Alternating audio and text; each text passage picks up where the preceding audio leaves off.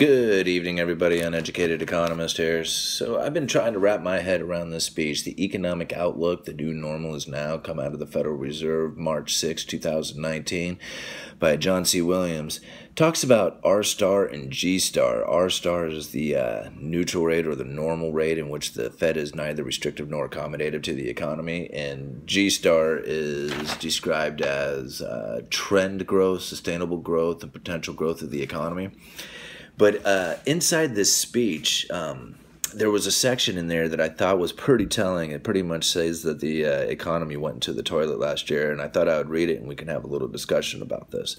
It goes something like this. A number of positive tailwinds gave the economy this extra boost. Strong global growth, fiscal stimulus, and the accommodative financial conditions all helped drive strong headline GDP growth and a tight labor market. These tailwinds have calmed and in fact reversed in some cases. I expect growth to slow considerably relative to last year to around 2%.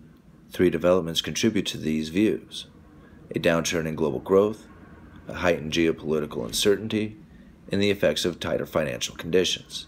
Starting with global growth, the outlook in both Europe and China has become less bright, with the downgrade to the outlook in Europe notable. This means less demand for our exports. In addition, there's geopolitical risk on the horizon that's creating angst. I know we're all on tenterhooks waiting to see what will happen at the end of the month to our good friends across the pond. And concerns around trade negotiations continue to loom large. These geopolitical risks leave an imprint on the economy as businesses put off hiring and investment decisions until air has cleared. Moving away from global context back to the United States, the tightening of financial conditions that occurred late last year will likely restrain consumer businesses spending this year. And in fact, we have already seen sustained slowing in housing construction, in part reflecting less favorable financing cost. Now I know these talks of slowing growth is causing uncertainty, some hand-wringing, and even fears of recession. But slower growth shouldn't necessarily come as a surprise.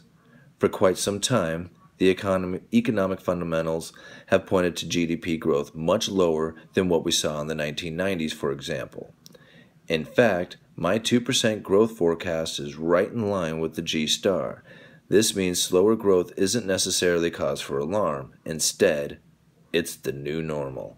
We should expect, and it's important to remember that this is happening at a time when the labor market is very strong. So anyway, I thought that was kind of interesting.